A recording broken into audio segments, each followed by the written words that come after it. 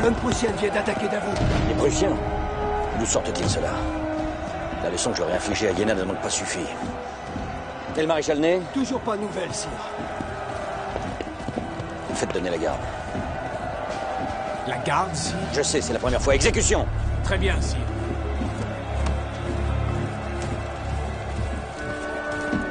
Charge la baïonnette! En avant! Marche!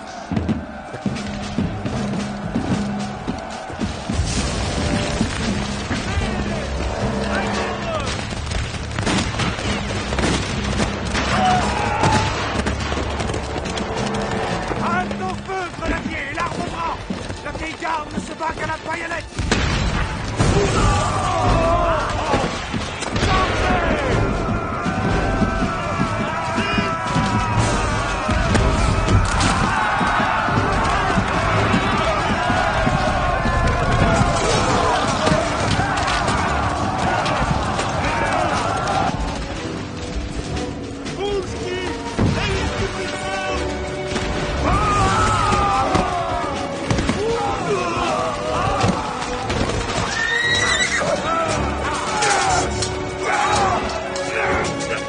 Si, le maréchal Ney et ses régiments sont au contact de l'ennemi.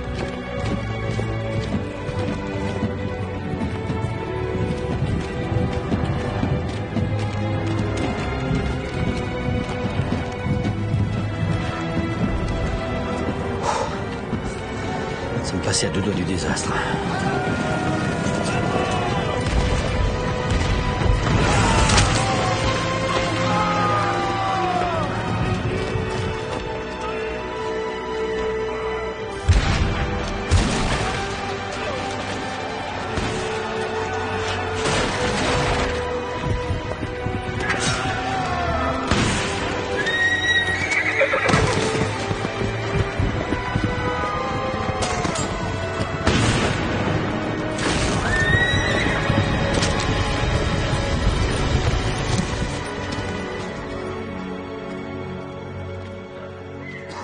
Qu'est-ce qui peut bien griffonner?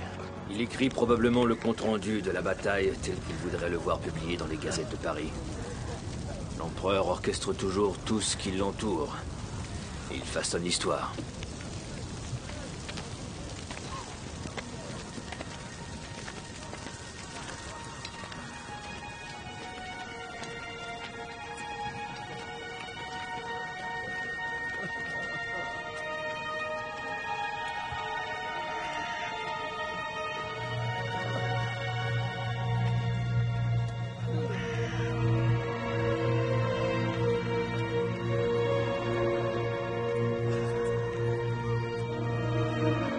Souffres-tu déjà aussi fort que moi de notre éloignement, ma douce Marie?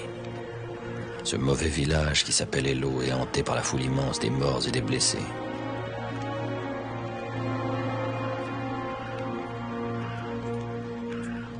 C'est une victoire, mais qui a le goût d'une défaite.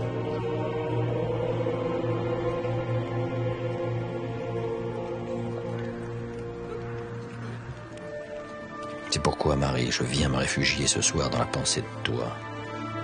Tellement j'ai besoin de laisser s'exprimer un peu de tendresse dans cet univers de souffrance, d'épouvante et de mort.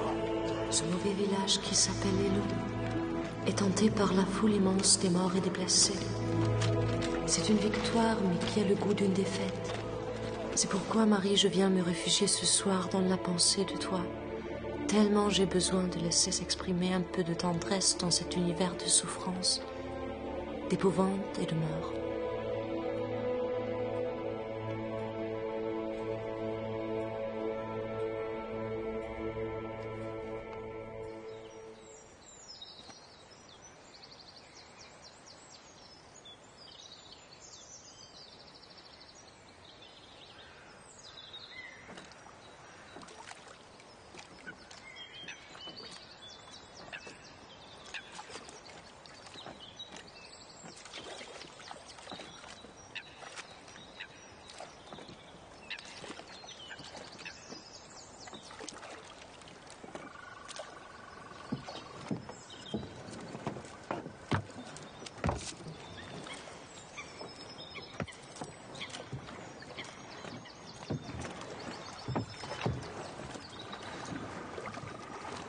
Vous avez vu, Caulaincourt, le tsar de toute la Russie dans toute sa splendeur. Éblouissant. Lorsqu'on est vaincu, sire, on a le choix entre deux solutions. Soit on se couvre soi-même de sang ou de fanfreluche. Il a choisi les fanfreluches.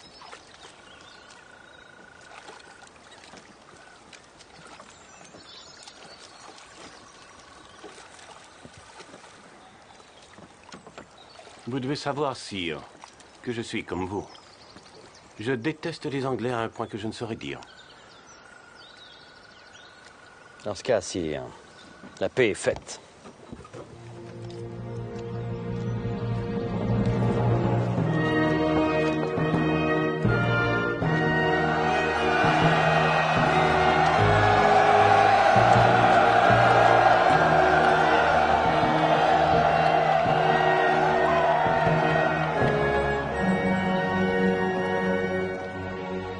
J'ai fait faire ce tableau juste pour vous.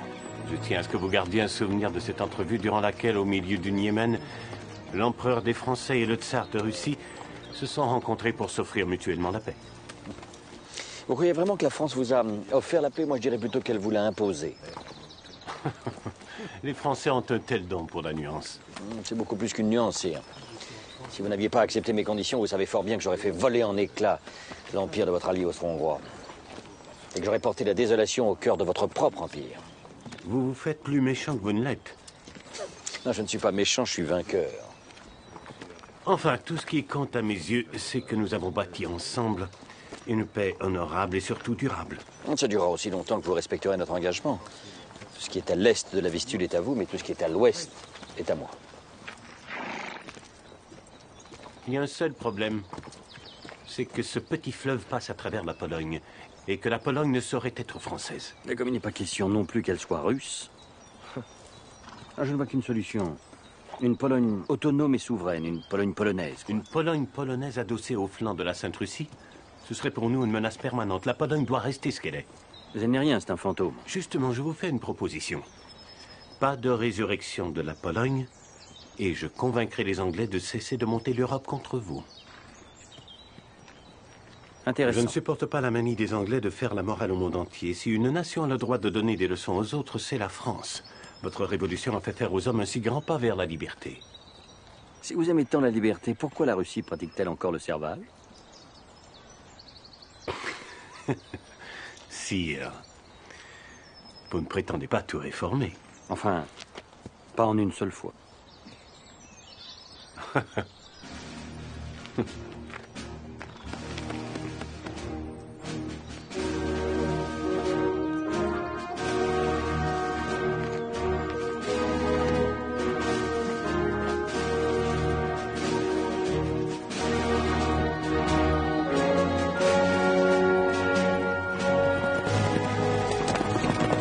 À votre triomphe, sire. Non seulement vous aviez vaincu les Russes, mais vous avez dompté leur tsar. Dompter, ça l'avenir le dira. Je ne doute jamais de mes grognards quand je leur ordonne de marcher au feu, mais les rois sont-ils aussi fiables que les soldats? Faites-moi roi, sire. L'avenir vous le dira. C'est qu'il est sérieux, ce bougre-là. Tu crois donc qu'un fils d'aubergiste peut devenir roi? Le fils de l'aubergiste a bien épousé votre sœur. Oui, tu en as d'autant plus de mérite que ce mariage ne me plaisait pas trop. Et avez-vous une raison de regretter cette liaison? Votre sœur ne vous semble-t-elle pas heureuse? Elle serait bien davantage, bien sûr, si elle portait une couronne un jour. Si un jour je te fais roi, tu le seras pour tes sujets, mais pour moi, ton empereur, tu ne seras qu'un vice-roi, un pion sur mon échiquier. Un pion, sire? Pourrais-je être cavalier? Ça me convient bien mieux. Un autre. Là pour un cavalier.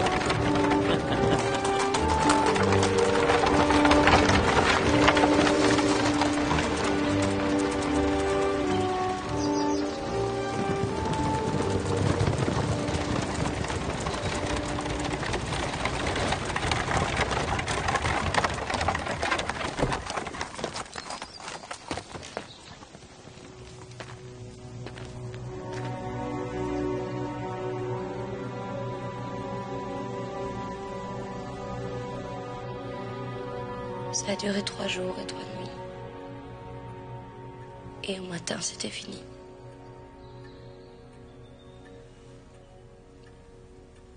On n'a rien pu faire. Il n'existe pas de remède contre la diphtérie. Le pauvre enfant est mort dans des souffrances et une angoisse abominable. J'aimais ton fils, Hortense. Autant qu'il savait été le mien. Ton cher Charles-Napoléon était mon neveu, il était de mon sang, d'ailleurs. À ce titre, il m'aurait succédé. Ce n'est pas votre héritier qui est mort, c'est mon enfant. Alors de grâce, taisez-vous. Puisque vous prétendez m'aimer, oubliez votre règne et pleurez avec moi. Pleurer, lui. Il fréquente la mort depuis trop longtemps pour qu'elle puisse encore lui mouiller les yeux. Il a connu l'odeur des cadavres bien avant celle des femmes. Tu es méchant, tu es stupide. Assez, vous deux! Je vous défends de vous servir de la mort de mon enfant pour vous déchirer, je ne le supporterai pas! Elle a raison. Tu n'avais aucune raison de m'agresser. D'essayer de me faire passer pour un monstre insensible. Tu ne sais pas ce qu'a été cette guerre. Tu ne sais pas de quel enfer je reviens. Enfer, avec tout de même quelques bouffées de paradis. On dit que ta femme polonaise, oui, c'est comme ça qu'on l'appelle ici, a le visage d'un ange. La comtesse Walewska, si c'est à elle que tu fais allusion, n'est aucunement mon épouse. Mais ça pourrait se faire, non? Non. Si tu avais le courage de me dire ce que tu veux, quelle forme de sacrifice tu attends de moi? Divorce? Répudiation? Mon suicide?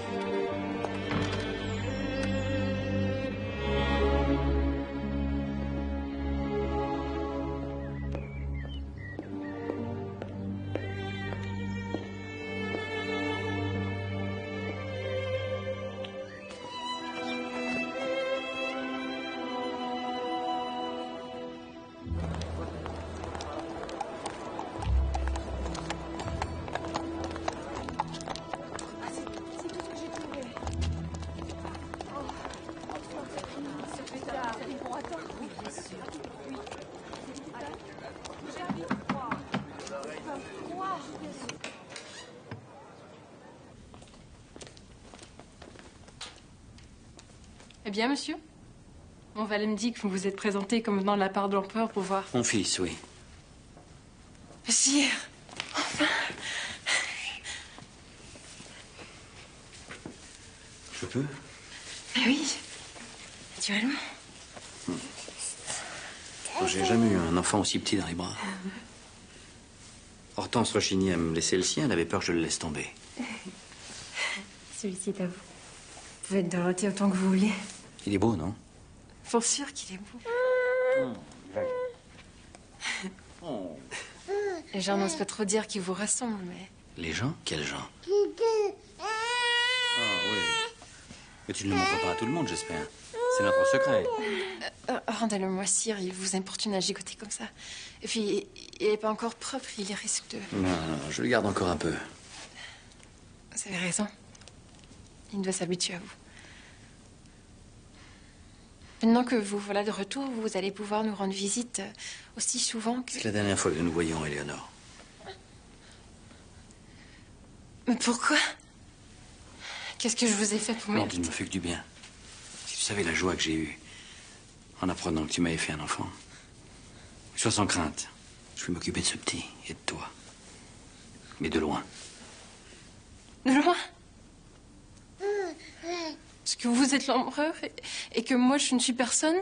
La raison d'État vous défendre, vous montrer avec votre bâtard? Non, ne l'appelle pas comme ça. Prends-moi, il est mon fils. Tiens, reprends-le.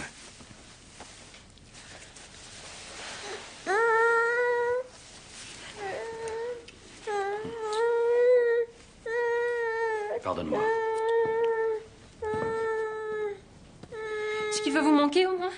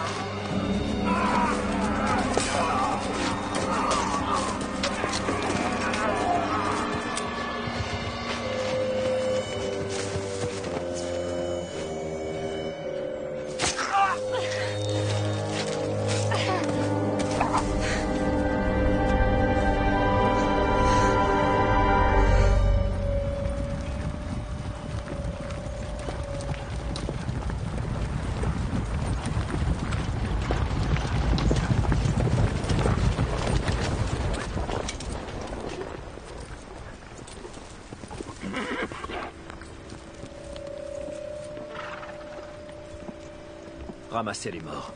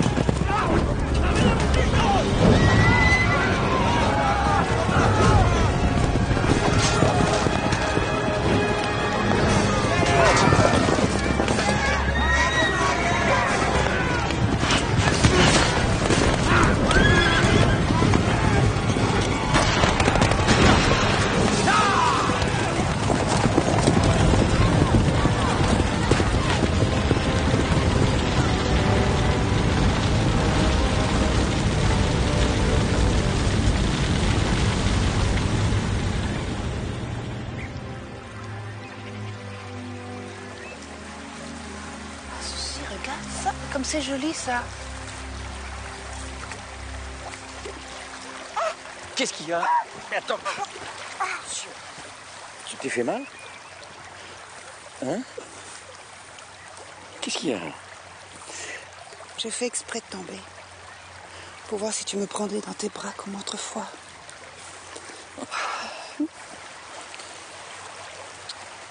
Merci pour cette escapade, un amoureux. Ne te réjouis pas trop parce que les deux imbéciles d'Espagnols avec lesquels je vais te condamner à souper ce soir. Moi, tant pire. Paraît-il que le roi Charles IV est un crapaud et que son fils est un gros porc. Ça t'étonne, ce sont des Bourbons. Et le Bourbon-fils veut dévorer le Bourbon-père, c'est ça? C'est ça.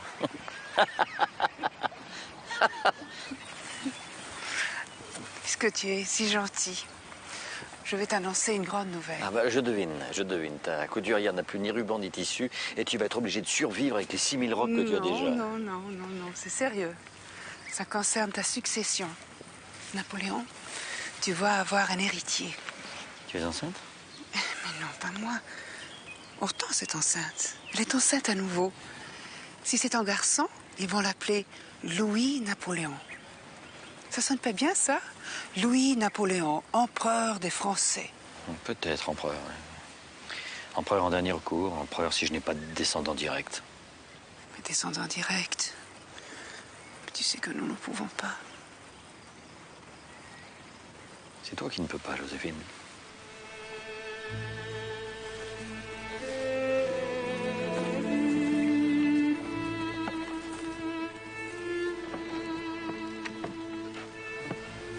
Tu trembles? J'ai dû prendre froid.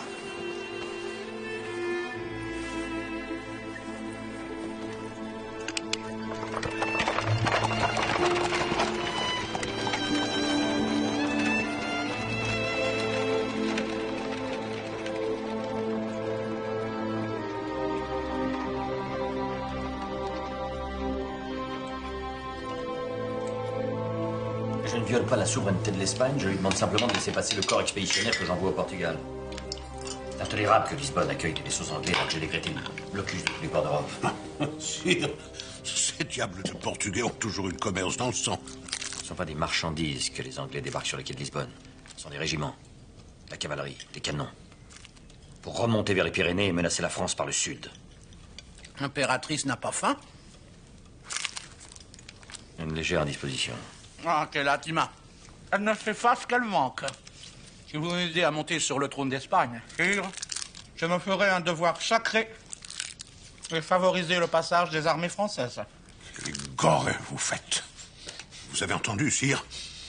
Non content de s'empiffrer de mangeaille, mon fils prétend avaler mon royaume. Taisez-vous. Vos querelles de famille sont pitoyables et indignes des princes que vous prétendez être.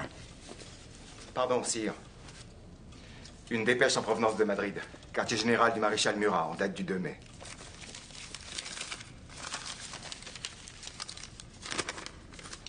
Nos troupes stationnées à Madrid ont été prises à partie par des émeutiers. De nombreux grenadiers ont été lâchement égorgés. Murat a dû faire tirer à mitraille sur les enragés. Madrid est à feu et à sang. Il est le roi. Madrid est sa responsabilité. S'il s'agit d'insurgés, c'est forcément des hommes à lui. C'est faux. Des bandits qu'il a incités à se soulever pour me voler mon royaume. Des meurtriers qu'il a armés pour m'assassiner. Taisez-vous! Ce n'est pas votre sang qui coule, c'est celui de mes hommes, et ça, je ne le permets pas. Regardez-moi bien tous les deux. J'ai pris ma décision. Roi Charles, vous avez jusqu'à demain pour signer votre abdication. Vous n'avez jamais été qu'un fantoche. C'est l'Inquisition, cette bande de moines fanatiques, qui n'a comme seule loi que celle des bûchers, qui détient le vrai pouvoir en Espagne. Je l'ai toujours dit. Vous n'êtes pas digne de régner. Votre père ne vaut pas grand-chose, prince Ferdinand, mais je vous soupçonne d'être encore pire que lui. Jamais je ne vous laisserai porter la couronne que je viens de lui confisquer. Dehors, tous les deux. Sortez! Hors de ma vue, immédiatement! Très bien. Ici, immédiatement. C'est de votre faute, tout est de votre faute. Ferdinand, vous devez le respect. Oui. En attendant, un jour, je serai le roi d'Espagne. Le jour de votre mort. C'est de votre faute. Non. Tu es sûr à propos de l'Espagne? Ce n'est pas une armée que nous sommes en train d'affronter. C'est tout un peuple. Hommes, femmes, vieillards et même des enfants. Qui s'aille au diable. Il me faut quelqu'un pour le trône d'Espagne. J'y mettrai Joseph. Mais ton frère est déjà roi de Naples. Ben, je mettrai quelqu'un d'autre à Naples, voilà tout.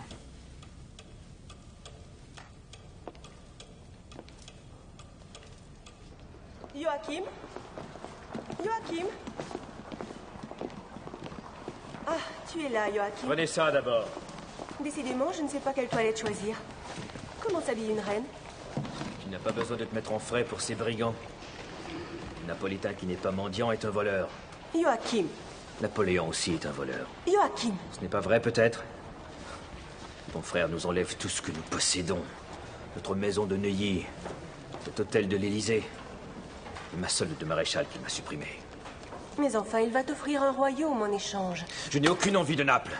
Je veux l'Espagne. Il me l'avait presque promise. Tout Paris s'y attendait et s'y était préparé. Et là, tout Paris est en train de rire de moi. Naples. Autant dire qu'on m'envoie ramasser les miettes dont Joseph ne veut plus. Il s'agit du royaume de Naples. Tu vas devenir roi, Joachim. C'est une réalité. Je ne me serais senti roi qu'à Madrid. À Naples, je serais tout au plus une espèce de préfet de province. Je gagnerai plus d'argent en rouvrant l'auberge de famille. Tu vas peut-être adorer Naples. Peut-être que quelque chose de plus grand t'y attend. Et si ça se trouve, Joachim, si tu t'y prends habilement, tu réussiras sans doute à rassembler toute l'Italie. Tu rêves, Caroline. Tu m'imagines en train de faire de l'ombre à ton frère.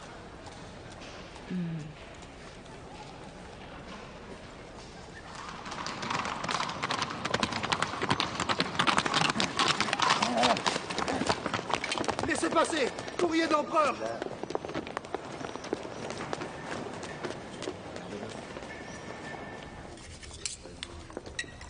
La Banque de France fera profiter toutes les villes industrielles de l'Empire des avantages qu'elle assure au commerce de Paris. Puisqu'elle a voulu s'appeler Banque de France, qu'elle mérite son nom. Bien, sire. Ah voilà. Ce verre conviendra très bien au petit salon. Vous y ferez broder des abeilles dorées, bien entendu. Hein. Ah, à nous, monsieur l'ingénieur. Vous voyez, c'est toujours au même endroit que ça casse. Les hommes défient la mort pour avoir le droit de porter la Légion d'honneur sur leur poitrine. On leur doit autre chose que de la camelote. Faites-moi un ou deux modèles et soumettez-les-moi. Prenez une lettre pour Jean-Jacques Racco de Reuilly. Je le nomme préfet de l'Arnaud. Et faites-lui savoir. Laissez-nous seuls, messieurs. Mille pardons, sire, mais il y a un messager d'Espagne qui vient juste d'arriver. C'est une dépêche confidentielle. Si elle est confidentielle, je suis sûr que vous n'avez rien eu de plus pressé que d'en prendre connaissance. Eh bien, sire, elle semblait vraiment urgente, alors Non, mais je ne vous fais aucun reproche. Vous avez ouvert cette dépêche avant moi, c'est parfait. Vous m'avez fait gagner du temps. Ce dont je manque le plus. Alors, qu'est-ce qu'elle dit, votre dépêche? Terrible nouvelle, sire. Madrid est tombé. Le général Dupont s'est rendu aux rebelles, avec 20 000 hommes et tous ses canons et ses drapeaux. Poltron, traître! Il n'a donc aucun honneur, cet homme-là? Et mon frère? Eh bien, sire, le roi Joseph, eh bien, il... Quoi? Il aurait quoi? Il a quitté Madrid. Il a quitté Madrid. Êtes-vous en train d'essayer de me dire que mon frère a pris la fuite? Hélas. Lui, en Bonaparte. Il a fui devant le danger. Il a déguerpi comme un couard. Ça n'a pas de nom, ça vaut plutôt aussi, Conaco. C'est de la forfaiture. Ah, je me suis bien trompé. C'est Murat que j'aurais dû mettre en Espagne. Plutôt l'ambitieux que le lâche. Une lâcheté que le monde entier va savoir. En effet, ils savent, sire. Tous? Saint-Pétersbourg est seul à ne pas être encore au courant. C'est loin, alors les nouvelles mettent du temps à arriver. J'envoie Colin courant ici. Il faut qu'il soit là-bas avant que le tsar ne s'aperçoive de ce qui s'est passé en Espagne. Il ne doit pas laisser Alexandre douter de moi ou de ma force. Il faut lui laisser entendre que j'avais tout prévu et pris des dispositions en conséquence et que je vais en discuter avec lui. Si le Sud s'enflamme, nous devons tout faire pour que l'incendie ne prenne pas aussi à l'Est. Je ne veux en aucun cas être écartelé. Erfurt, à mi-chemin entre la France et la Russie. C'est là que Caulaincourt m'organisera ma rencontre avec le tsar.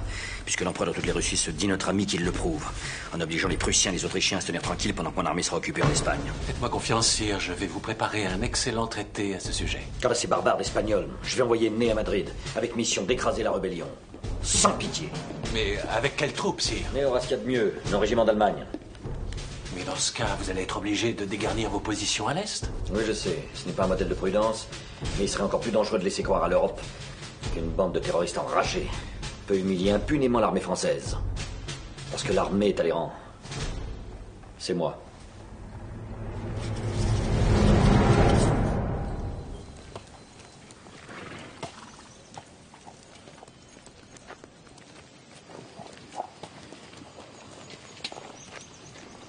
J'ai pas confiance en ce Talleyrand. Eh bien quoi, il dort? Il dort, mais avec lui, on ne sait jamais si c'est pas du pipeau. Enfin, ce qui est sûr, c'est qu'il a eu une longue conversation avec le prince von Metternich. Oui alors, il est ministre des Relations extérieures. Il est normal qu'il s'entretienne avec l'ambassadeur d'Autriche. J'ai pu surprendre ce que lui disait Metternich, sire. Je l'ai noté là, pour ne pas l'oublier. Voilà, je suppose que vous serez dans l'entrevue d'Erfurt. Bien des gens pensent qu'il n'y a plus en France que vous de raisonnable. Alors, cher Talleyrand, ne les décevez pas. Vraiment. C'est vrai que c'est une petite phrase. C'est limpide. Si Talleyrand choisit de ne pas décevoir le tsar, alors c'est vous qu'il devra décevoir. Ce qui importe, c'est ce qu'a répondu Talleyrand. Rien, justement. Il s'est contenté de sourire. Vous savez, ce petit sourire énigmatique. Enfin. Quelle joie de le revoir.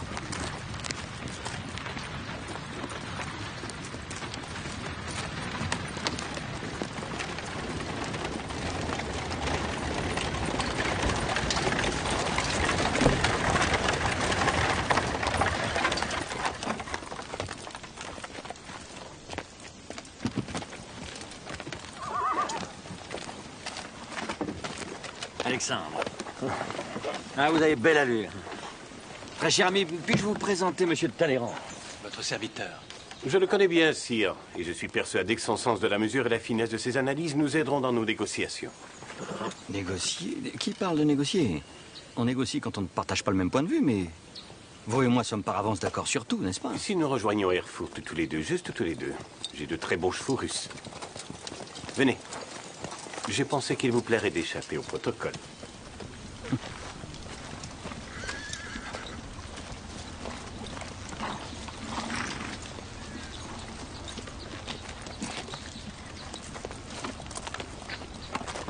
Eh bien, Marquis, de quelle façon cette mission s'est-elle déroulée? Vous avez préparé le terrain avec succès, du moins je l'espère. Eh bien, j'ai plutôt préparé des bals, des concerts, des banquets, des grandes parties de chasse, des feux d'artifice somptueux.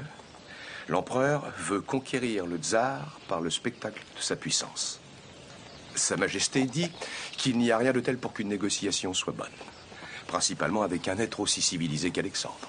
Oui, c'est vrai que le souverain de la Russie apparaît comme un homme civilisé, mais son peuple, non.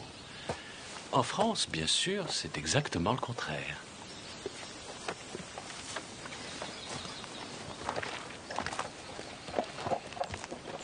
Je me réjouis de cette première rencontre, qui me permet de vous entretenir de ce qui me préoccupe. Caulaincourt vous a-t-il dit que l'Espagne... Ah, ce Caulaincourt. Quel ambassadeur vous avez là, mon cher. Et aussi cet excellent monsieur de Talleyrand. Comme vous avez eu raison de vous entourer de ces aristocrates français si raffinés. J'aime tout autant me retrouver au milieu de mes maréchaux et des centaines de milliers d'hommes de mon armée. On galope? Allez.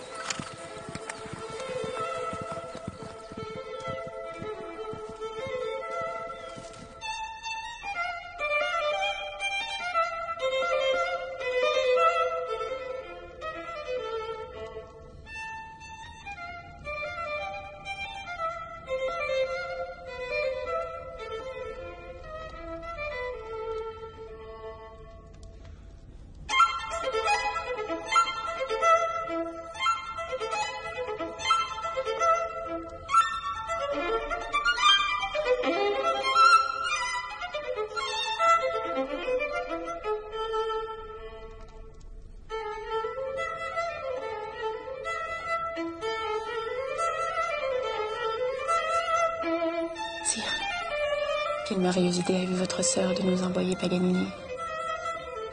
Il est à la musique ce que vous êtes au monde, un révolutionnaire. Je tremble à l'idée de la passion qui consume de tels hommes. Veuillez m'excuser, Fraulein, mais...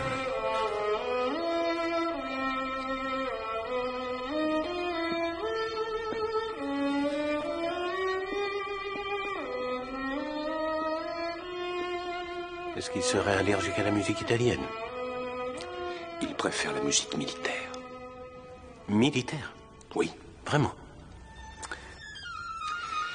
Et l'empereur donne quelques signes de fatigue aussi. À cause de ses festivités? Je pense que oui. Mais c'est lui qui les a désirées? C'est ainsi. Comme tout le reste.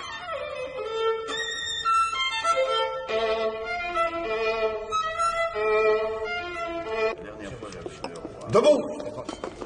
Laissez-nous. On nous promène, Talleyrand.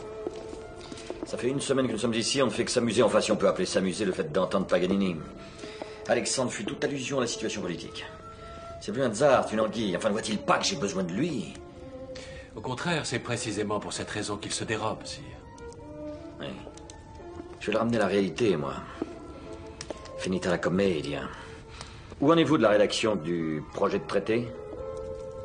Justement, je m'apprêtais à le donner à votre majesté.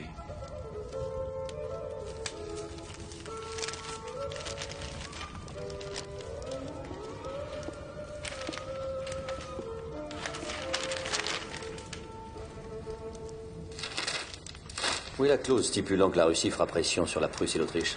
C'est pour ça que nous sommes venus ici. Elle n'y est pas, sire. À quoi bon puisque le tsar ne l'aurait pas signé? En aucun cas, il n'a l'intention d'intervenir pour dissuader la Prusse et l'Autriche de mobiliser ses troupes contre nous. Qu'est-ce que vous en savez? Je connais mieux Alexandre que vous. Il est devenu comme un frère pour moi. Caïn aussi était un frère pour Abel, sire. Vous voyez de la trahison partout. En attendant, c'est vous qui trahissez les intérêts de la France, en osant me présenter un traité qui n'est qu'un charabia sans consistance. Voilà ce que j'en fais, votre bout de papier. Parfait, sire, je vais me remettre au travail. Non. Non, je n'ai plus confiance en vous. Désormais, je m'entendrai directement avec le tsar. Seul à seul. Très bien, sire.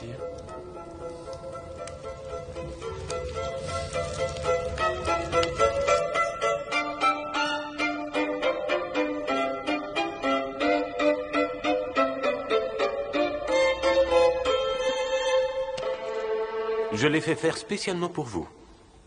Quelle magnifique arme, non? Splendide. Et s'il se confirme que les Autrichiens sont prêts à mobiliser 400 000 hommes, ce fusil ne suffira pas pour les arrêter. Mais il s'agit seulement de chasser le lièvre sur les pentes du Thuringewald. Le paysage aux alentours est à vous couper le souffle. Je propose que nous partions demain à l'aube. Non, Alexandre, non. Demain, je reprends la route de Paris. Et avant de partir, je veux savoir... Savoir quoi? Si vous tiendrez la promesse que vous m'avez faite à Tilsit. Je suis un homme de parole. Je savais que vous étiez un ami. Je me souviens vous avoir proposé ma médiation par rapport en Angleterre, et je respecterai cet engagement. Oui, mais concernant la Prusse et l'Autriche... Je n'ai pas souvenir qu'il en ait été question. Pas le souvenir? Vous, le tsar de toutes les Russies, vous voulez me faire croire que vous avez oublié un engagement dont dépend l'avenir de l'Europe? Non, Alexandre. Pas à moi. Pas ça. Eh bien, admettons que je m'en souvienne. Mais que, comme monsieur de Talleyrand, j'en suis arrivé à la conclusion que l'équilibre des forces est le meilleur garant de la paix en Europe. Et qu'il y a donc tout intérêt à laisser l'Autriche se réarmer. Mais je me fiche de ce que pense Talleyrand. C'est un personnage déloyal et un misérable félon. Arrêtez de vous cacher derrière Talleyrand. Et répondez-moi, allez-vous, oui ou non, intervenir pour que ces enragés d'Autrichiens restent dans leur caserne et me laissent tranquillement finir mes affaires avec l'Espagne? Je suis ravi de voir que votre majesté n'est pas fatigué comme monsieur de Caulaincourt le prétendait hier. On ne gagne rien à faire une colère avec moi.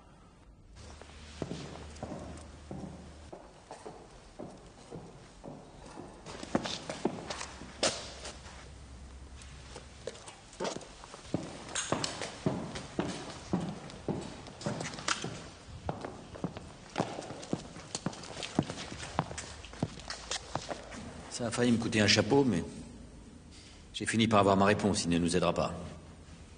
La Prusse et l'Autriche vont nous attaquer. C'est extrêmement fâcheux, sire. Car un courrier vient juste d'apporter cette nouvelle de Madrid. Le général Junot a été forcé de se rendre. Et pourquoi les choses ont-elles toujours aussi mal dès qu'il s'agit de l'Espagne? Parce que vous n'y êtes pas, sire. Eh bien, ça va changer. Je pars pour Madrid.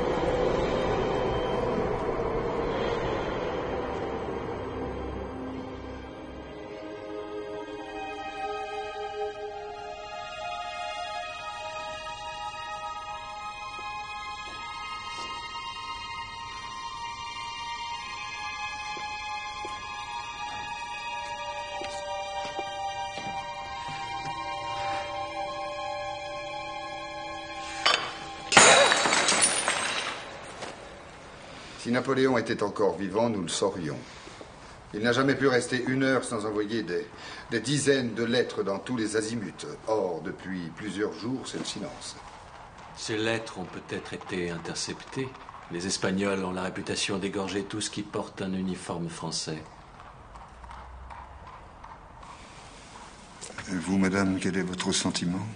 Comme vous, monsieur Fauché. Je crains le pire.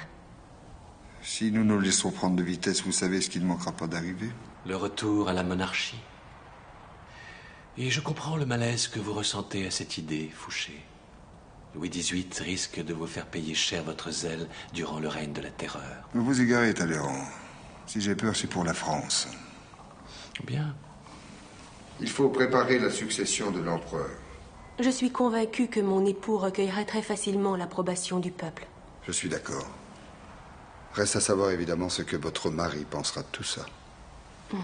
Murat pensera ce que j'en penserai.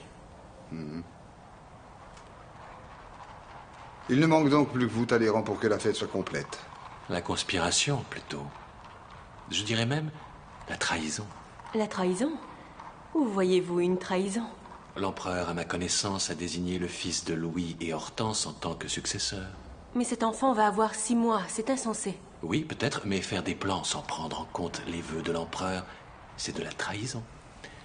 Et là, on aborde un sujet plus délicat. Si Napoléon ne revient pas, qui nous en fera le reproche? Joséphine? Joséphine ne compte pas.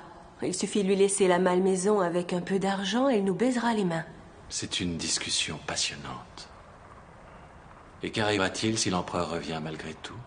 Ce sera un vrai miracle. Je ferai chanter un Te Deum à l'église Notre-Dame de Paris. Quelle excellente sœur vous faites, chère madame. L'empereur est entouré par l'ennemi dans toute l'Europe, mais en France, heureusement, il est entouré par une merveilleuse famille. Si aimante et si unie.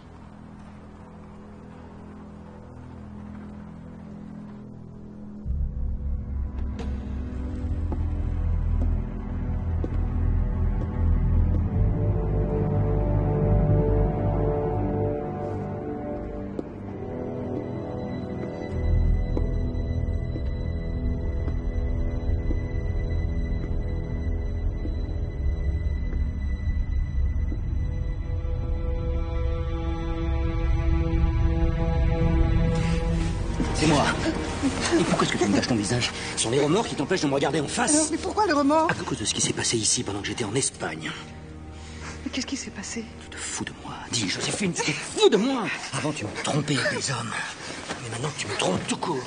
Parce que ne pas me dire ce que tu savais, c'est m'avoir trompé. Mais qu'est-ce que je savais? Moi, je ne vois pas de quoi tu parles. Peut-être n'es-tu pas complice de cette trahison. Mais je te reproche de ne pas m'en avoir averti. Une trahison? Mais qui t'a trahi? Tous, ils sont tous mouillés. Les Talleyrand, les Fouché, les Murat. Mais Murat, cette peste de Caroline, ne m'adresse même plus la parole. Tout le monde me déteste, tu le sais. Tout le monde me déteste. Et les deux autres fourmes, le Fouché et le Talleyrand? Mais eux aussi, ils me méprisent trop pour me mêler de leur combine. Personne ne savait où tu étais, ni ce que tu faisais. On racontait que c'était une guerre horrible, une succession de massacres. Les blessés qui revenaient n'avaient même plus de mots pour décrire ce qu'ils avaient vu. On te croyait mort. Et moi, j'étais ici toute seule, en attendant qu'ils viennent me dire que je n'étais plus rien. En attendant qu'ils me jettent dehors. Qu'est-ce que je deviendrais, moi, sans toi? Qu'est-ce que je deviendrais, moi?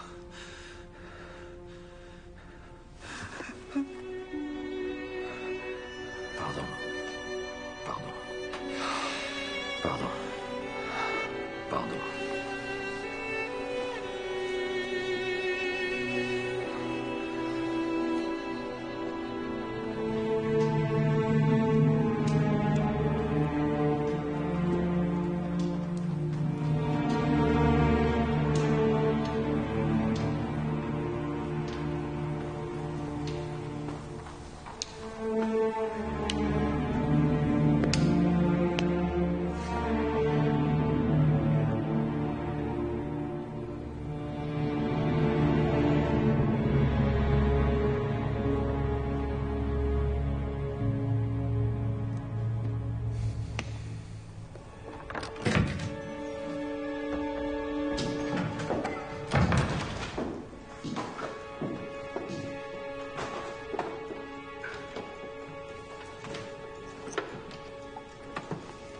Restez debout, Talleyrand. Comme il sied un accusé devant son juge. Accusé? Mon Dieu, sire. Moi? De quoi? D'avoir trempé dans un coup d'État, sous le prétexte scandaleux que l'expédition d'Espagne était un désastre et que je n'avais aucune chance d'en ressortir vivant. En ce qui me concerne, sire, je n'ai jamais douté de vous revoir vivant. J'ai repris Burgos, Madrid. Et j'ai chassé les Anglais de la péninsule espagnole. Vous parlez peut-être un français plus châtié que moi, mais chez moi, on appelle ça une victoire. Elle est précaire, cette victoire, sire. La moitié de votre armée est encore en Espagne dans l'espoir de sauvegarder la paix, mais au moment où elle quittera... Il n'est pas question de rapatrier l'armée d'Espagne. C'est ce qui m'inquiète, hélas, précisément. Il y a une coalition qui se prépare à notre rencontre, et cela à l'heure même où nous parlons. Elle a lieu avec l'Autriche, peut-être la Russie aussi. Par votre faute. C'est vous qui avez emmené mes rapports avec Vienne, le tsar, et avec tous les autres. Et c'est vous qui m'avez poussé à intervenir en Espagne. Je vous ai conseillé l'action, sire, pas l'obstination. En somme, c'est vous qui visez juste et c'est moi qui tire le travers. Je n'ai jamais dit que vous aviez tort. Mal guidé, peut-être. Quel a été le prix de votre trahison? On vous a payé cher. Vous avez donc décidé de porter atteinte à mon honneur. L'honneur? Vous n'en avez pas d'honneur. Vous êtes une canaille. Sire, quand un point de vue est aussi exagéré, il finit par devenir insignifiant. C'est vous qui allez le devenir insignifiant sur l'heure.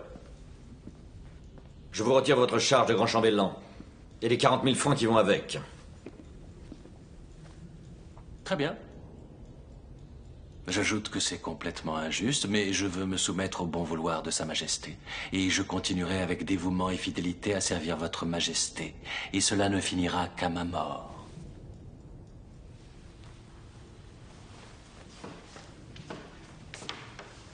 Et Fouché? Quoi, Fouché? Il est bien évident que je n'ai pas le moindre désir d'accabler qui que ce soit, mais je trouve plutôt surprenant qu'après m'avoir signifié ma disgrâce si durement, Fouché, lui, n'est aucune... Vous croyez très adroit, n'est-ce pas? En m'incitant à perdre Fouché, vous venez de m'ôter toute envie de le sanctionner.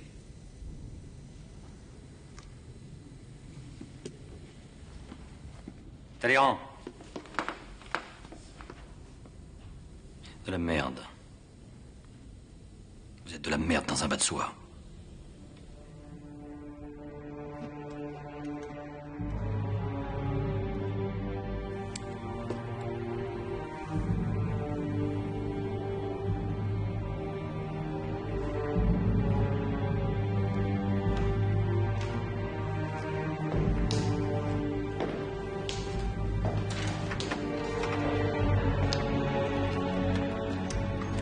Alors? Mon Dieu, quel dommage qu'un si grand homme soit aussi mal élevé. Pourquoi? Vous l'avez trouvé en colère? Fort heureusement, j'ai pu trouver les mots qu'il fallait pour vous sauver. Mais non, vous n'avez aucune raison de me remercier. Vous savez que vous pouvez compter sur moi.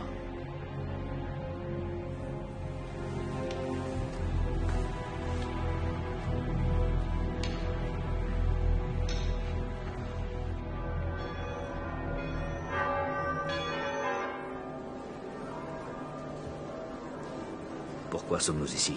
Il ne viendra pas. Oh oui, mon frère viendra à cette messe. Remercier le Seigneur pour ses bontés est un excellent moyen de persuader le peuple que la campagne d'Espagne n'est pas un si grand désastre. Mais qu'est-ce que je vais bien pouvoir trouver à lui dire? Tu ne dis rien, mais tu souris. Tu es irrésistible lorsque tu souris.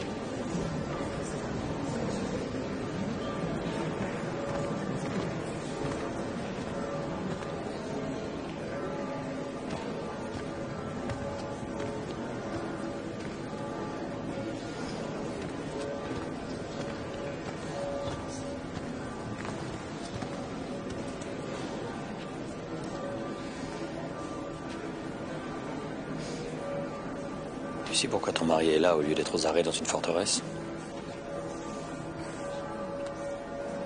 Parce que tu es ma sœur.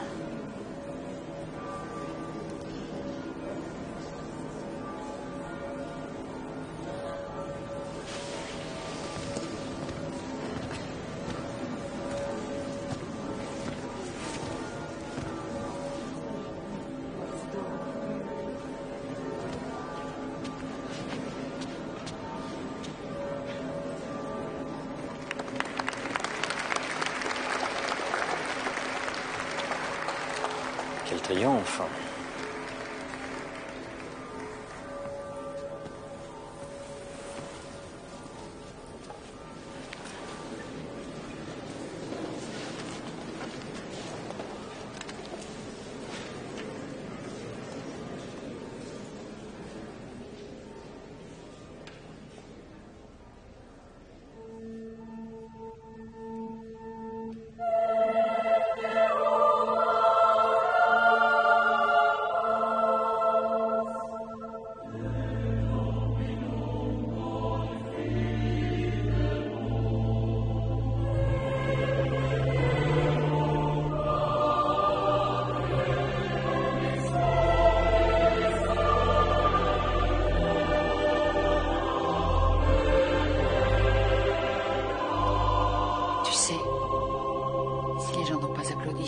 inquiets.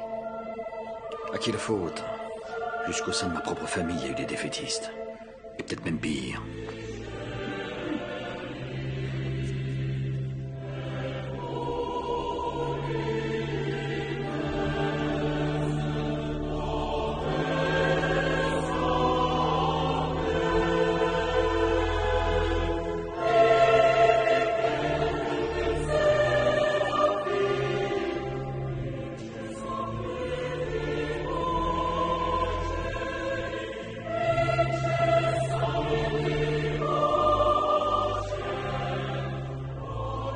J'aurais mauvaise grâce à prétendre qu'elle n'est pas jolie.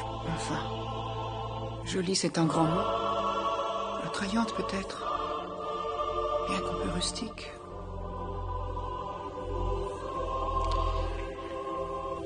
Joséphine, cette jeune femme est la comtesse. Walewska, je sais. Ces Polonaises ont beau se couvrir la peau de poudre. Leur teint rougeau finit toujours par les trahir. Sans parler du chapeau.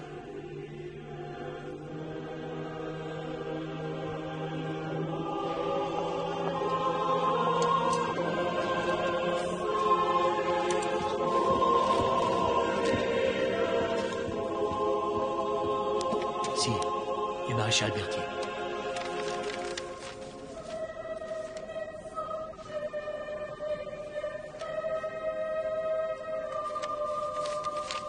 Pour Murat, mon escorte ma berline immédiatement. Oui, sire.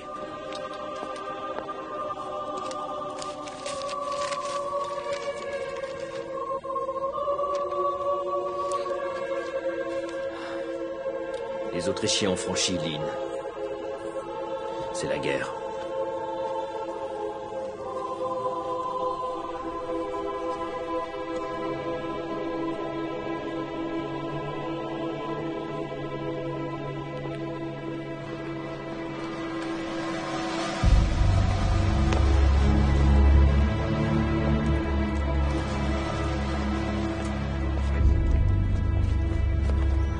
Messieurs, nous partons. Entendu. Sire. Sire, je vous ai vu sortir. J'ai couru, j'ai pensé... On peut prendre ma voiture, aller chez moi. Ce sera plus discret. Trop tard, mon ange. J'entre en guerre. Je ne l'ai pas voulu, mais il faut bien que je me défende. Je quitte Paris avant l'aube. Mais il n'est que 6 heures. Ça nous laisse un peu de temps. Quand vous ne voudrez plus de moi, vous n'aurez qu'à me rappeler que vous avez 1000 choses à faire. 10 000 lettres à dicter. Et 1 million de soucis dans la tête. Mais il est vrai qu'il n'y a qu'une seule Marie. Vous ne m'avez pas vu.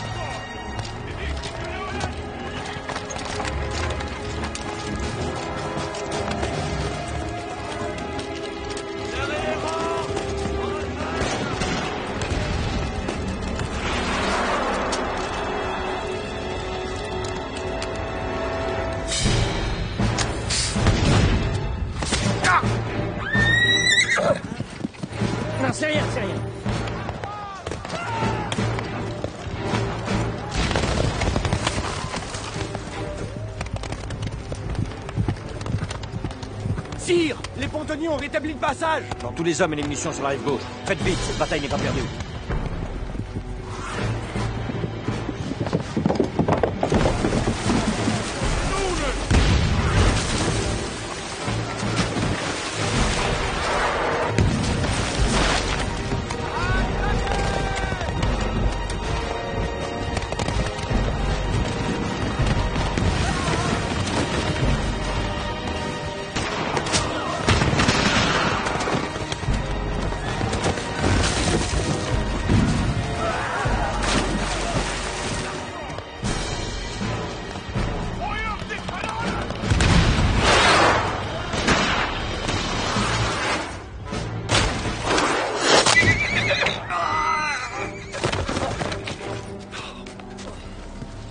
Retirez-vous, sire.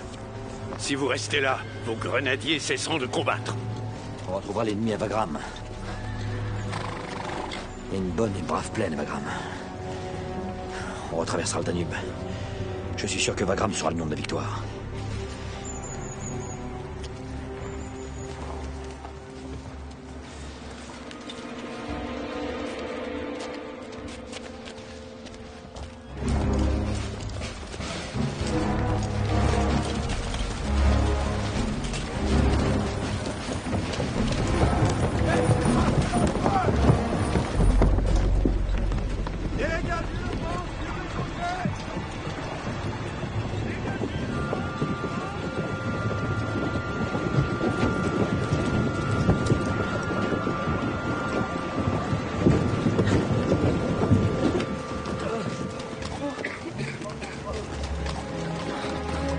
Là. Non.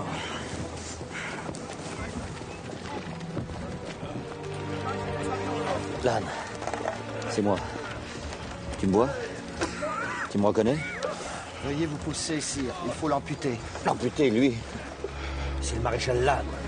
C'est bien parce que c'est Lan que je vais lui couper la jambe. Si c'était un simple soldat, je me contenterais de l'achever d'une balle dans la tête.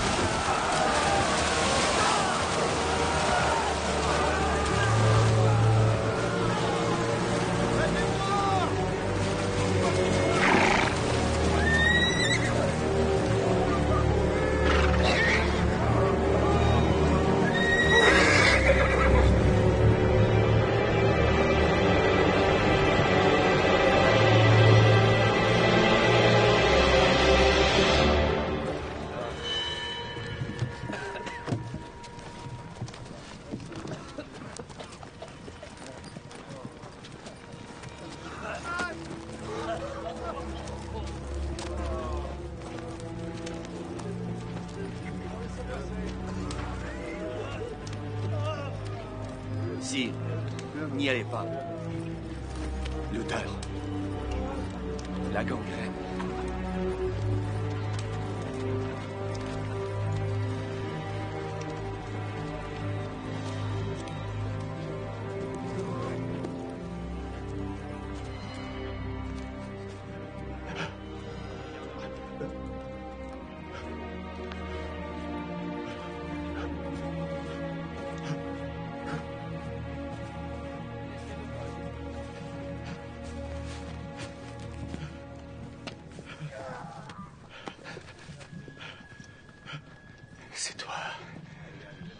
J'espérais bien que tu allais venir me voir. J'attendais que tu sois là pour m'en aller. T'en aller? Crois-tu pouvoir aller sans tes jambes, pauvre idiot? En enfer. C'est là quand on a fait ce que j'ai fait. Ces carnages, ces horreurs. Toi aussi, tu vas savoir ce qu'est l'enfer. Quand tu te retrouveras tout seul, après avoir fait tuer tous tes amis. Et s'ils se font pas tuer, ils t'abandonneront. Ils n'en peuvent plus. Personne n'ose te le dire. Mais moi, si. Parce que même si c'est à cause de toi que je suis là, en train de crever, ça ne m'empêche pas de t'aimer. Alors, arrête cette guerre. Arrête cette folie.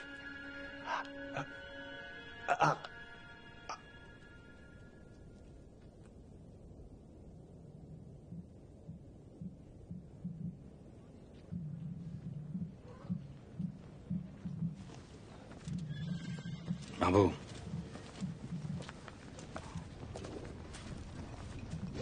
Qu'on embaume le corps du maréchal Lannes. Et qu'une berline escortée par un peloton d'honneur, qui chevauchera sabre au clair tout le long du voyage, ramène sa dépouille à Paris.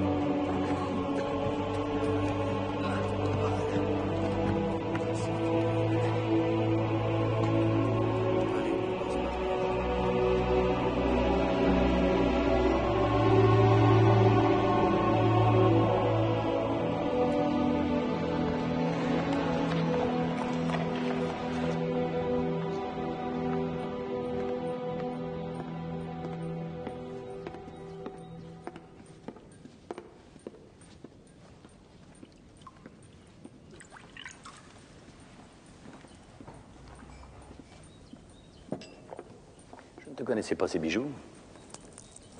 On dit plutôt que je les reconnais pas. Je les portais au début de notre mariage. C'est pas si vieux pourtant, 13 ans. À cette époque, je ne regardais que tes yeux. Et maintenant? Maintenant, je crains d'être obligé de regarder l'avenir. Ce qui veut dire? Je sors d'une bataille qui m'a fait mesurer l'immense péril de ne pouvoir jeter dans le combat que la moitié de mes forces. Wagram est une victoire. Et j'ai failli tout perdre à Essling. La guerre peut reprendre à l'Est demain. Et qu'arrivera-t-il avec la moitié de mon armée bloquée en Espagne? Je suis supposé connaître la réponse. Tu es la réponse. Une partie de la réponse. J'ai besoin d'une longue période de paix à l'Est. Et la seule chance d'avoir cette paix, c'est un contrat de mariage entre la France et l'Autriche.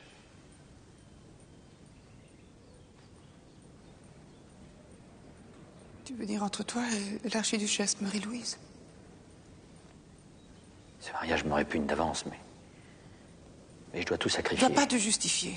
Je savais d'ailleurs que ça finirait par arriver. Elle est jeune, elle. Elle n'aura aucun mal à te donner cet enfant dont tu rêves. Un héritier, enfin. Mais tout de même, comme tu as changé. Après avoir tout fait pour détruire les monarchies d'Europe. Voilà que tu vas coucher avec une couronne. Il ne s'agit pas de coucherie, Joséphine, mais de la raison d'État.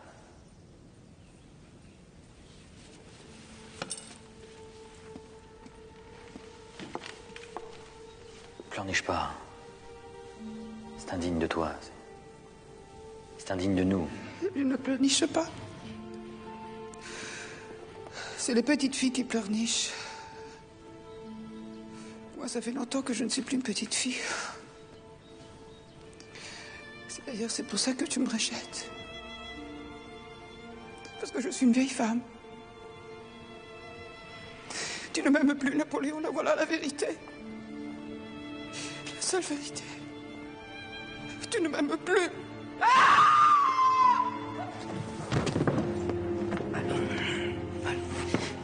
Mais relève-toi, comédienne. Allez, si quelqu'un entrait. Allez. Oh là, quelqu'un? Quelqu'un, bon sang?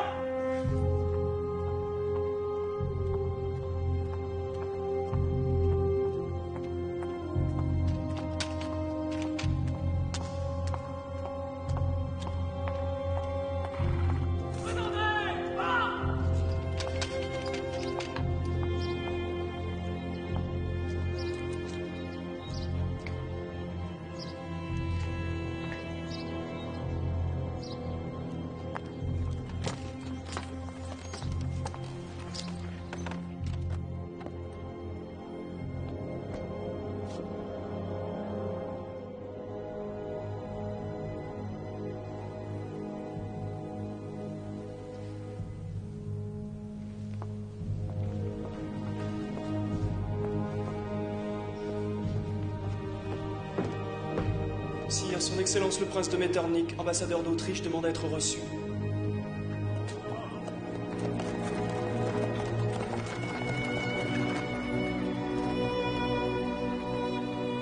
Je vais le recevoir.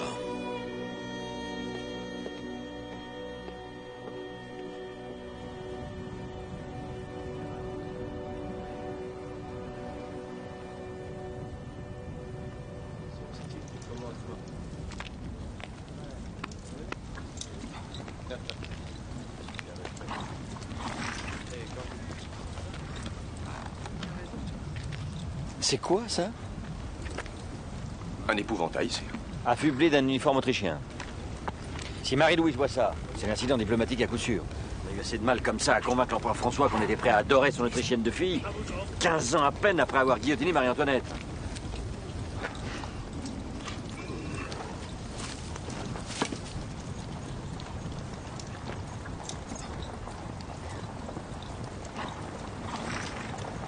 C'est le momento de la vérité. En effet.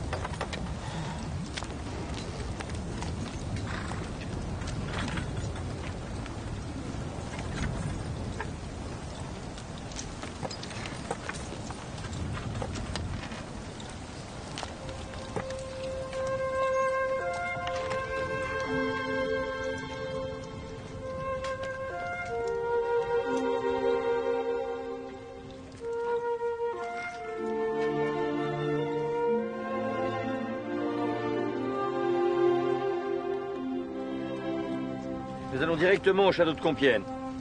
Oui, sire. Non, sire. Excusez-moi.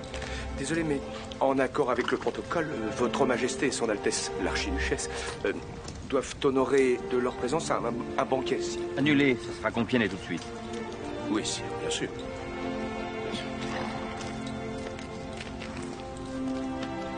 Le salon des fleurs est signé Redouté et Dubois. Ici, on a le salon des dames d'honneur. Les broderies représentent des cornes d'abondance. C'est magnifique. Et là, vous avez votre chambre à coucher.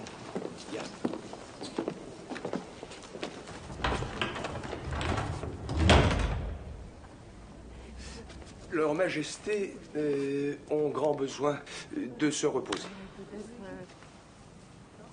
Je tiens à avertir Votre Majesté, c'est non. Non? Comment ça, non? Non, pas avant d'être votre femme. Et vous êtes ma femme, je vous ai épousée par procuration. Notre mariage n'a pas de valeur pour moi tant qu'il n'a pas été béni par Dieu. À la cour? Oui, sire. Il faut un homme de Dieu. Un homme de Dieu? Sire, vous? Et pourquoi faire? Vous pouvez me trouver ça, oui ou non? Eh bien oui, bien sûr, oui, oui. Moi, justement, je viens de croiser un vieux cardinal, à l'instant. Un cardinal, ça va adorer ça. On nous envoie un cardinal. Oui, j'ai entendu. Dans ce cas, patientons jusqu'à l'arrivée de son éminence. Oui, ça ne sera pas trop long. Colincourt est très efficace, comme tous ceux qui me servent, d'ailleurs. Vous savez, la plupart d'entre eux n'étaient presque rien avant de passer sous mes ordres. Je dois avoir une sorte de don pour aider les gens à s'élever. Bien. En ce qui me concerne, je pars déjà d'assez haut, il me semble, non? Croyez-vous réussir à m'élever plus haut encore, sire? Oui. Jusqu'au bonheur. Ich liebe dich. Non. No? Ich liebe dich. Ich liebe dich.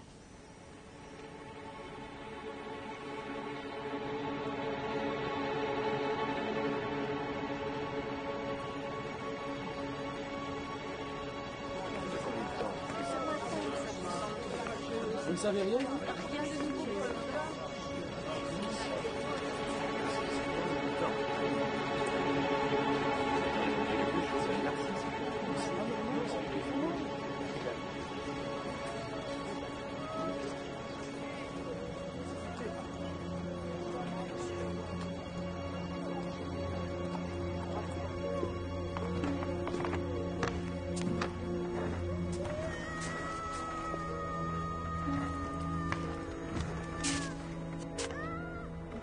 Poussez, Majesté. Poussez, allez-y.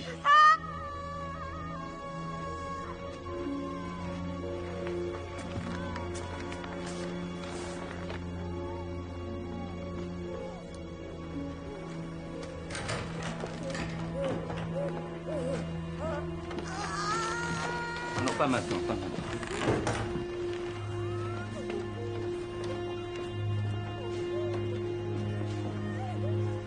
Qu'elle n'ait pas acheté un mauvais sort. Enfin, de qui parlez-vous? Ta mère, j'ai toujours soupçonné qu'elle était un peu sorcière. Corvézard, il y a sûrement quelque chose à faire. Sire, mes confrères et moi, nous avons fait tout ce qui était en notre pouvoir. Mais voilà près de 12 heures que l'impératrice endure des souffrances abominables sans aucun résultat, sinon celui de l'affaiblir de façon inquiétante. Je me vois maintenant obligé de demander à votre Majesté qui nous devons choisir. Choisir? C'est la mère ou l'enfant? Elle. Ai-je bien compris, sire? Vous condamnez l'enfant? Ma femme a le droit de vivre. Certainement, sire, mais lorsque de douloureuses circonstances l'exigent, il est d'usage que les souverains... Si l'impératrice perd cet enfant, elle en aura d'autres. Elle est si jeune, docteur. Si jeune, si pleine de sève et de vie. Bien, sire.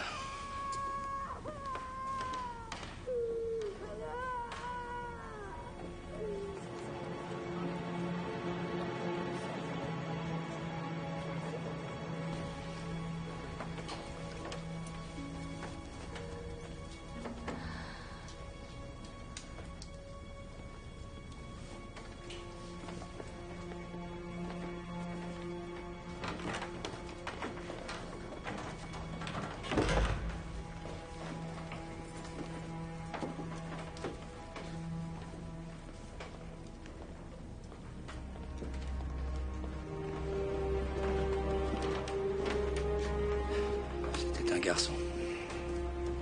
Et ma femme, épuisée, mais elle vivra. Merci, Corvézard.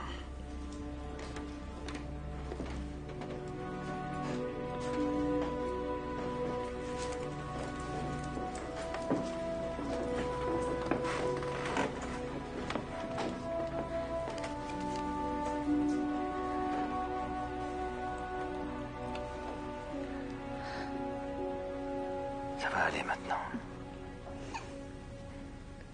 Ça va aller.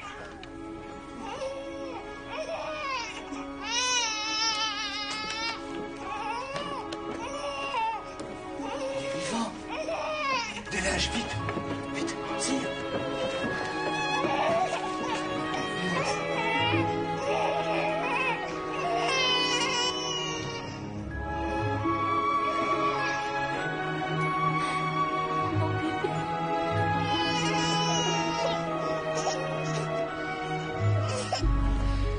Ordonnance. Le canon, monsieur. 101 coups de canon pour saluer la naissance de mon fils. À vos ordres, sire.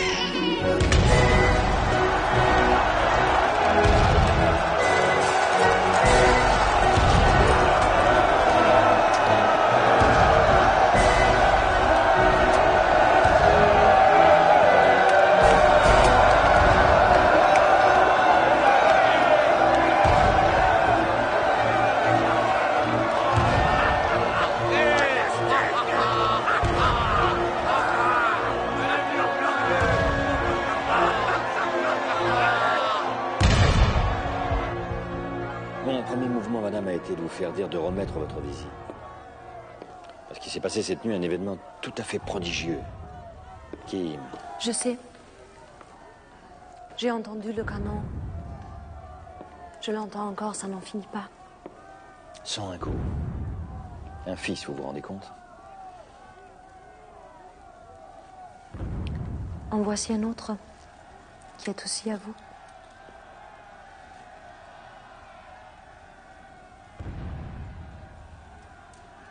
Alexandre, n'est-ce pas? Vous m'avez écrit. Un charmant enfant. Si blond, si polonais. Mais peu importe, sire. Ce n'est pas la mère qui vient vous supplier. C'est la patriote, comtesse Walewska, au nom de tout son peuple. Il faut que tu m'écoutes, Napoléon. Même si tu as ce matin le cœur ailleurs. Le tsar russe a amassé plus de 300 000 hommes à la frontière du Grand-Duché de Varsovie, dont je te rappelle que tu as au nom de la France garanti l'intégrité. Je sais, je sais. J'ai des ministres pour me tenir informé. En ce cas, tu as dû décider de la réponse que tu allais donner à cette provocation. Provocation. Provocation, est-ce vraiment le mot qui convient? Non. Tu as raison, menace serait plus juste. Menace imminente. Et pour nous, Polonais, menace mortelle. Tiens, pour toi. Pour la naissance de ton fils. Mais tu ne regardes pas ce que je t'offre.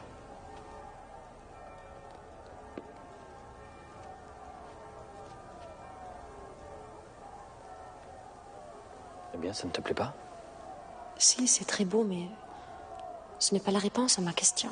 Et je ne partirai pas d'ici avant que tu ne m'aies... Comtesse, sire, la foule s'est rassemblée devant le palais. Le peuple souhaite que votre majesté vienne le saluer. Oh, sire, tous ces braves gens expriment un tel bonheur. Vous ne pouvez pas leur refuser ce supplément de joie. Je vous en prie. Sire, choisirez-vous entre la Pologne qui vous implore et la Russie qui vous défie?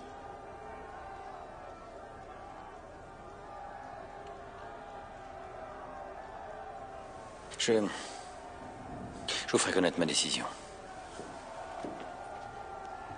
Une guerre contre la Russie pour la Pologne, ça sera une belle folie.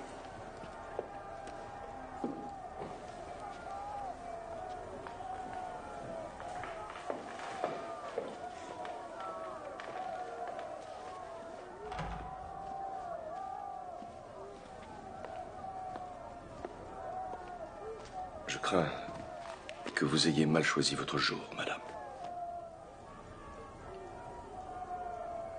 Il ne nous laissera pas devenir Russes.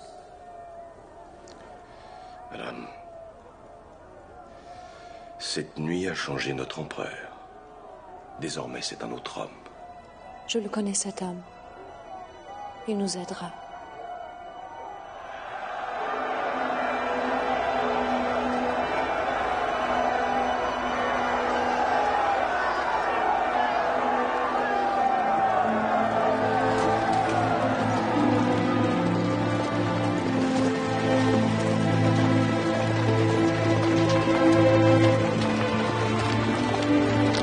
C'est l'empereur, Votre Altesse. C'est l'empereur. Déjà.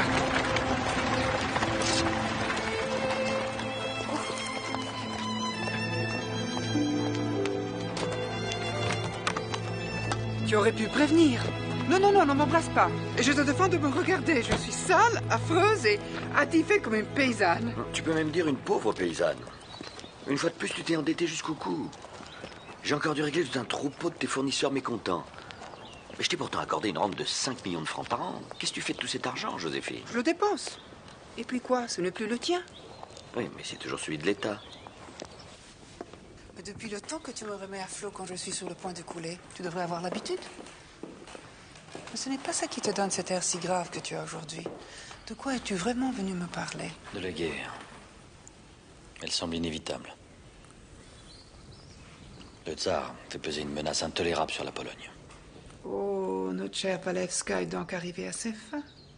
À défaut de t'avoir pour mari, elle t'aura pour champion. Non. Non, c'est pas assez d'une femme pour me précipiter dans une guerre qui risque d'être la plus terrible que le monde ait jamais connue. Non, si j'attaque la Russie, c'est pas seulement pour la Pologne. Mais c'est aussi parce que les ports russes accueillent toujours à bras ouverts les navires britanniques. Et que j'avais obtenu que plus aucun pays d'Europe ne commerce avec l'Angleterre. L'Angleterre, la Pologne, la Russie. Tu me donnes le vertige. Je suis tellement loin de toutes ces affaires-là maintenant. Mais qui suis-je pour que tu me demandes mon avis? Tu es une femme intelligente, intuitive et clairvoyante. Tu le penses vraiment? Mais sinon, je serais avec mes maréchaux, pas ici avec toi. Laisse-toi tenter avec du chocolat. Moi, je ne trouve pas que tu es tellement grossi.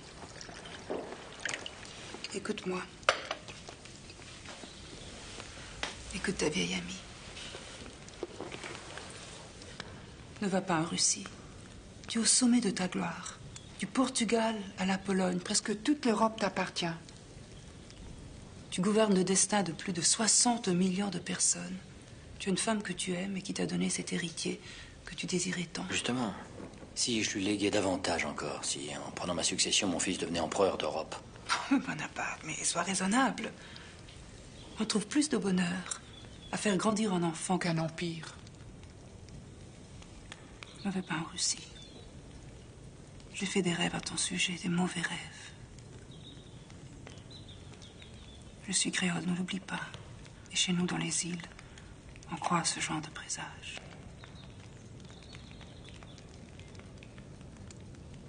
Ne va pas en Russie.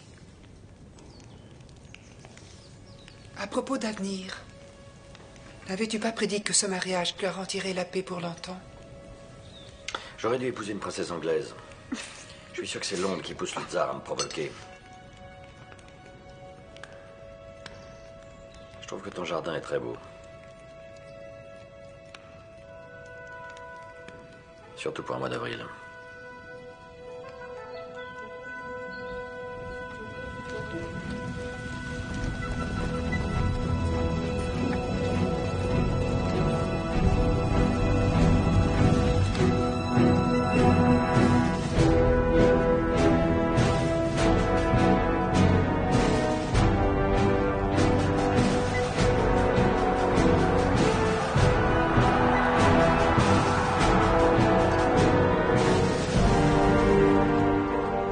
C'est lugubre.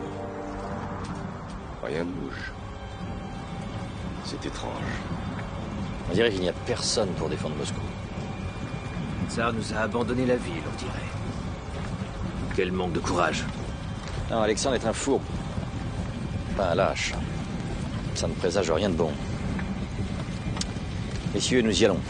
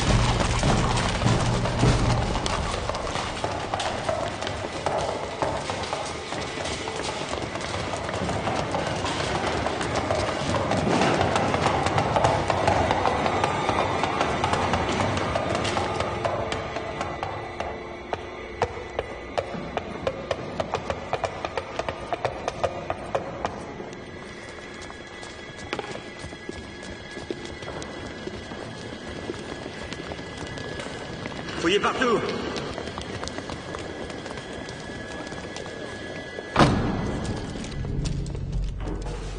Je dirais qu'il n'y a pas longtemps qu'ils sont partis. Et si c'était un piège? Tu as raison d'être méfiant, Murat. Et les Russes sont des guerriers, pas des assassins qui s'embusquent dans l'ombre pour te planter un couteau dans le dos. Plutôt curieux comme guerriers. Ils n'ont pas fait autre chose que de fuir devant nous pendant 3 mois. On les a quand même battus à Borodino. Je ne crois pas que leur fuite relève de la panique. Je crois plutôt à un recul pour des raisons tactiques. Une tactique qui ne les mènera nulle part, si ce n'est à nous abandonner, leur ville sans résistance, les unes après les autres.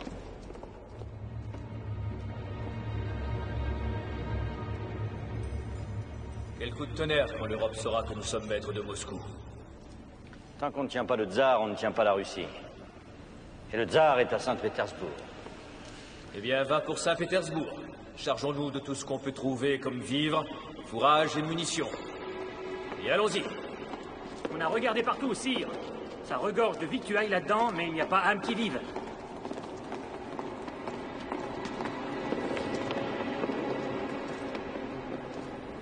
Bien, messieurs, il fait bien froid dans le Kremlin. Voyez si vous ne pouvez pas trouver quelque chose pour réchauffer un peu ce désert.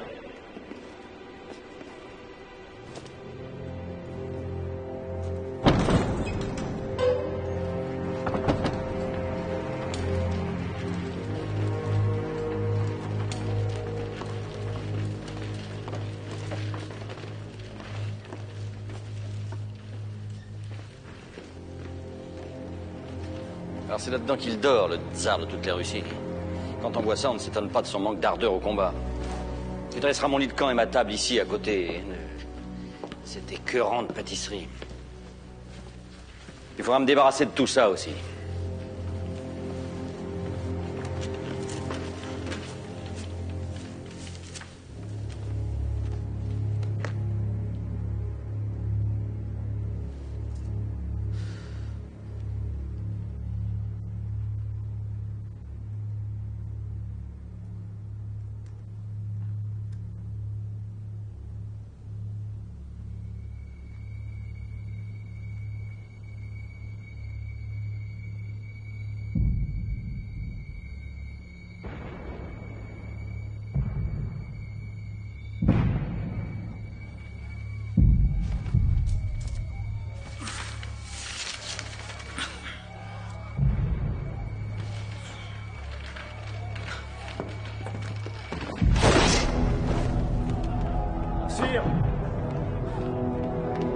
Sire, tous les bâtiments qui sont importants ont été truffés de chiffons, de mèches, de brûlots, gorgés de soufre et de goudron.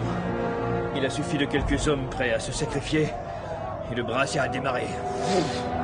Et toutes les pompes à eau ont été sabotées. Dans 2 ou 3 jours, Moscou ne sera plus qu'un amas de cendres.